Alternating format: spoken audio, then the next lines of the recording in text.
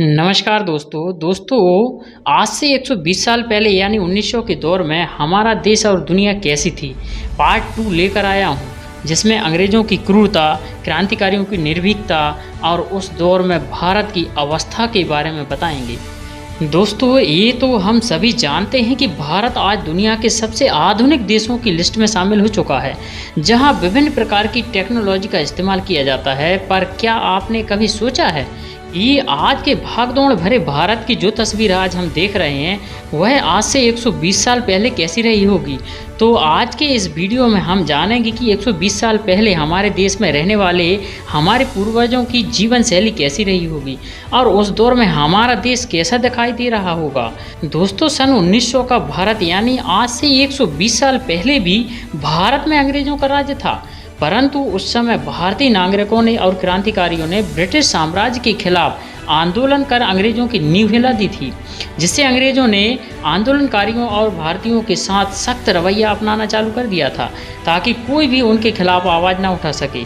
सन 1900 के दौर में भारत के कई राज्यों में ईस्ट इंडिया कंपनी ने अपने कारखाने और फैक्ट्रियां स्थापित कर चुका था, जिसमें भारतीय नागरिकों को बहुत कम मजदूरी देकर दिन रात मेहनत करवाया जाता था।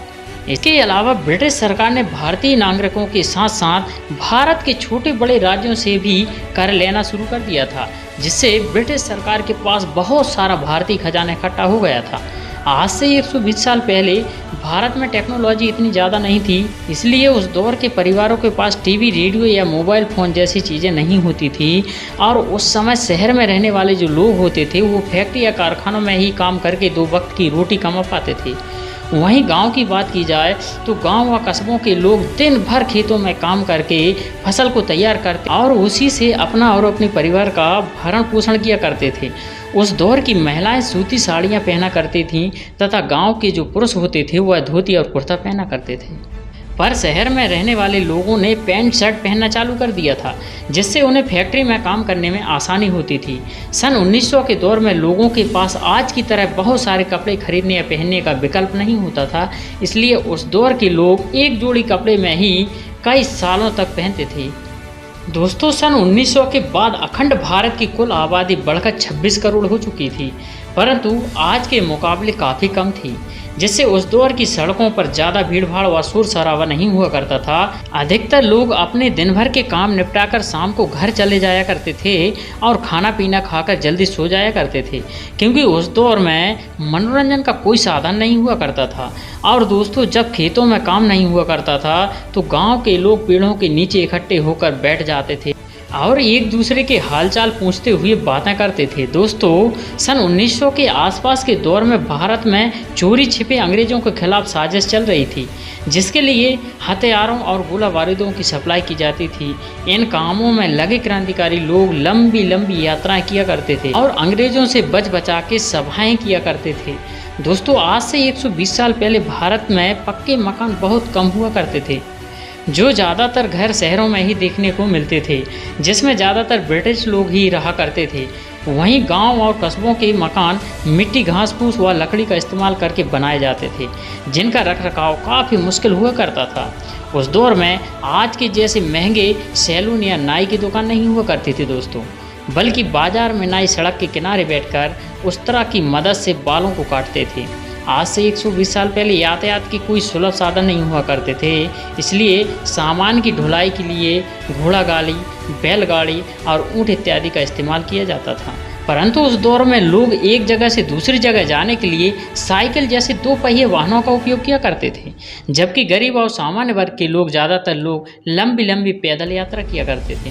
सन 1900 के दशक में पक्की सड़कें नहीं थीं, इसलिए किसी को कहीं जल्दी पहुंचना होता था तो वो नाव की सवारी किया करता था, परंतु उस समय नाव का किराया बहुत ज़्यादा हुआ करता था दोस्तों, इसलिए उसमें सफ़र करने वाले व्यक्ति को अमीर समझा जाता था। दोस्तों 1900 के दशक में आज के नोटों का चलन नहीं था, इसलिए हर व्यक्ति के पास सिक्कों के रूप में मुद्रा हुआ करती थी।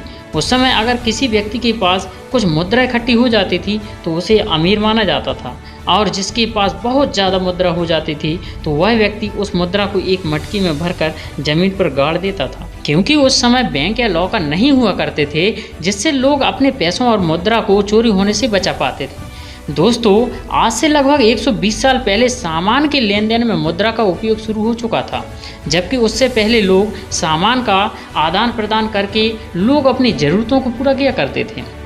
परंतु 1900 के दशक में किसानों को फसल बेचने के बदले में पैसे मिलते थे।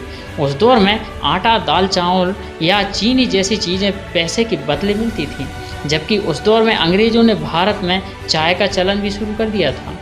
सन 1900 के दशक में शहर में रहने वाले अमीर वर्ग की महिलाएं कीमती और महंगी साड़ी पहना करती थीं और ब्रिटिश शासकों की पार्टियों में शामिल होती थी।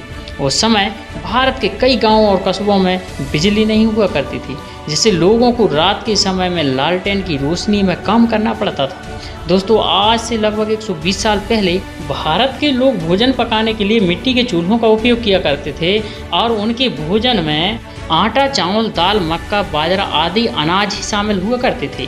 जबकि इसके विपरीत ब्रिटिश शासक और अमीर वर्ग के लोग विभिन्न प्रकार के व्यंजन खाते थे।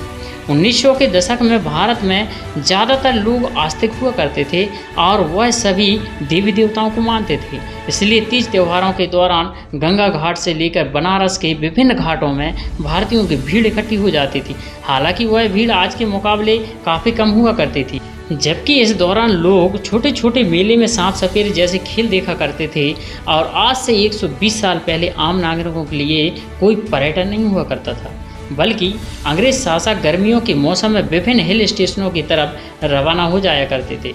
उस दौर में टेलीफोन, मोबाइल फ़ोन और इंटरनेट नहीं होता था, इसलिए चिट्ठी या पत्र के माध्यम से एक दूसरे को संदेश पहुंचाया जाता था। उस चिट्ठी को पहुंचाने में कभी कभी महीनों का वक्त भी लग जाया करता था, जिसकी वजह से लोग समय पर नहीं पहुंचा करते थे। 1900 के दौर में अपने सगे संबंधी या परिजनों का हाल चाल पूछने का कोई जरिया नहीं होता था, इसलिए अगर कोई व्यक्ति गांव से निकलने के बाद शहर पहुंचकर चिट्ठी या संदेश नहीं भेजता था तो उस स्थिति में उस व्यक्ति को मरा हुआ मान लिया जाता था।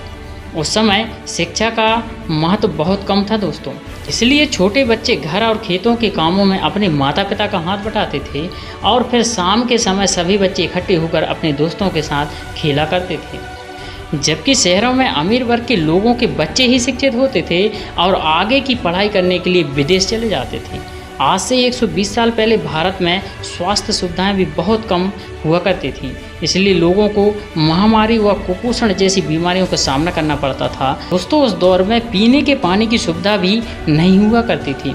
उस समय महिलाओं व बच्चों को कई किलोमीटर पैदल चलकर तालाब व नदी से पानी भरकर लाना पड़ता था। वह पानी बहुत ही ज़्यादा साफ नहीं हुआ करता था। दोस्तों 1900 के दशक में शौचालय की व्यवस्था भी नहीं हुआ करती थी, जिससे लोग जंगल या नदियों के किनारे शौच के लिए जाया करते थे, जिसकी वजह से नदियों और तालाबों का पानी दूषित हो जाता था और फिर उसी पानी का सेवन करने से लोग हैजा और गंभीर बुखार जैसी घातक बीमारियों की चपेट में आकर अपनी जान गंवा देते थे।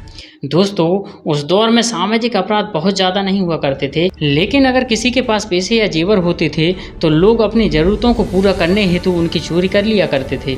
हालांकि 1900 के दशक में चोरी, डकैती और बलात्कार जैसे अपराध बहुत कम हुआ करते थे, परंतु उस वक्त भारत की जनता अंग्रेज़ों की गुलामी और उनके अत्याचारों से त्रस्त थी।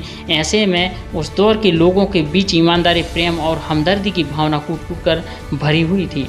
हालांकि भूखमरी और बीमारी के दौरान वह चाहकर भी अपने साथियों की मदद नहीं कर सकते थे, क्योंकि उनके पास खुद पर्याप्त साधन नहीं हुआ करते थे। दोस्तों इतना ही नहीं, अगर उस दौर में कोई व्यक्ति ब्रिटिश शासकों के नियमों का गलती से भी उल्लंघन कर देता था तो उसे कोड़े मारने की सज़ा दी जाती थी या उन्हें सीधे बिना किसी सुनवाई के सीधे जेल की सलाखों के पीछे भेज दिया जाता था। हालांकि इसके बावजूद भी 1900 के दशक के लोग कम संसाधनों के साथ एक सामान्य ज़िंदगी जीने की कोशिश कर रहे थे, जबकि उनके ऊपर ब्रिटिश शासकों की हुकूमत चलती थी। तो दोस्तों सन 1900 में कुछ ऐसा था हमारा भारत, जहां भारत के लोगों का जीवन बहुत ही मुश्किल और ब्रिटिश हुकूमत के बीच गुजर रहा था। इन तस्वीरों को देखकर भले ही आज का दौर अच्छा लग रहा होगा, परंतु उस दौर में लोग एक दूसरे के सच्चे दोस्त और हमदर्द हुआ करते थे, जबकि आज के ज़माने में दोस्त और परिवार के लोग ही एक दूसरे का बुरा सोचते हैं। तो दोस्तों आज के वीडियो में बस इतना ही। दोस्तों वीडियो कैसा लगे हमें कमेंट कर ज़रूर बताएं। साथ ही वीडियो अगर पसंद आया है वीडियो को लाइक और शेयर ज़रूर करें और साथ ही चैनल को सब्सक्राइब करें। इसके साथ ही सभी दोस्तों को जय हिंद।